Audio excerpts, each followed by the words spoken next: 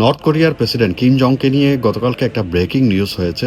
Routers আর AP news অনেক বড় করে নিউজ করেছে। সেটা হচ্ছে কিম জং অন গতকালকে 10টা মিসাইল টেস্ট করেছে, যেখানে অন্যান্য দেশ একটা মিসাইল টেস্ট করতে হাবুডুবু খায়।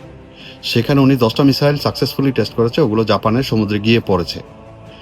আর বিশ্লেষকরা বলছে ওই টেস্ট করার পেছনে কারণ একটাই, উনি প্রভোগ করছে ইউএস আর সাউথ কোরিয়াকে যেন ওনার সাথে যুদ্ধে জড়ায় ইমিডিয়েটলি।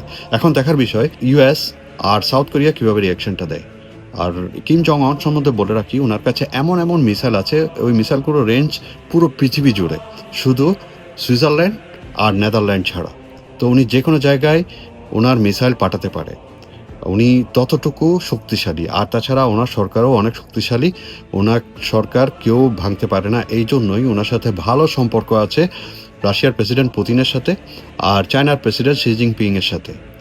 আর ওনার দেশেও আমাদের দেশের মতো ইলেকশন হয়, ওই ইলেকশনে শুধু উনিই দাঁড়ায় আর উনিই জিতে। কেউ যদি ওনার বিপক্ষে ভোট দেয় তাহলে নেক্সট ডে আর সূর্য দেখার সময় হয় না ওনাদের। আর ওই দেশে বাইরের দেশের সোশ্যাল মিডিয়া অ্যালাউ নাই, আর ওনার দেশের সোশ্যাল মিডিয়া শুধু ওখানে চলে।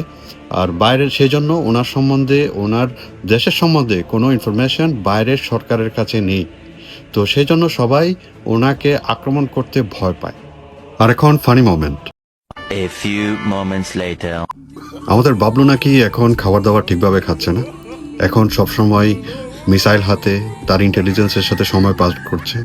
তার ইন্টেলিজেন্সদের থেকে এটা ইনফরমেশন নিতে চাচ্ছে কেউ তার বিরুদ্ধে বলছে কিনা, সে একটা মিসাইল ওখানে একটা ফোটাবে, সেই চিন্তায় আছে। আজকে আমার মন ভালো নেই। মন খারাপ থাকার কারণ একটাই, সেটা হচ্ছে রাশিয়া ইউক্রেনের সাথে যুদ্ধ হচ্ছে, কিন্তু ওনাকে খেলায় ডাকেনি। এখন ইউএস, ইসরায়েল বনাম ইরান যুদ্ধেও কেউ তাকে ডাকছে না। সে বিভিন্নভাবে তাদেরকে নাড়া দিতে চেষ্টা করছে, কিন্তু কেউ সাড়া দিচ্ছে না। আর আমি লাস্ট ভিডিওতে ওনার সম্বন্ধে একটা কথা বলেছিলাম, আমি খারাপ কিছু বলেছি ভাই। দেখেন ওনাদের দেশের মিডিয়া আমার পেছনে কিভাবে লেগেছে। 광명성 3호 2호기 위성 발사 성공. কি বলছেন? 광명성 3호 বুঝতে পারছেন? 2호기 যদি 위성의 বুঝে থাকেন তাহলে আমার কমেন্টে জানেন। আর ভাই আপনারা লাইক করেন, শেয়ার করেন, কিন্তু ফলো করেন না কেন? তাড়াতাড়ি ফলো করেন।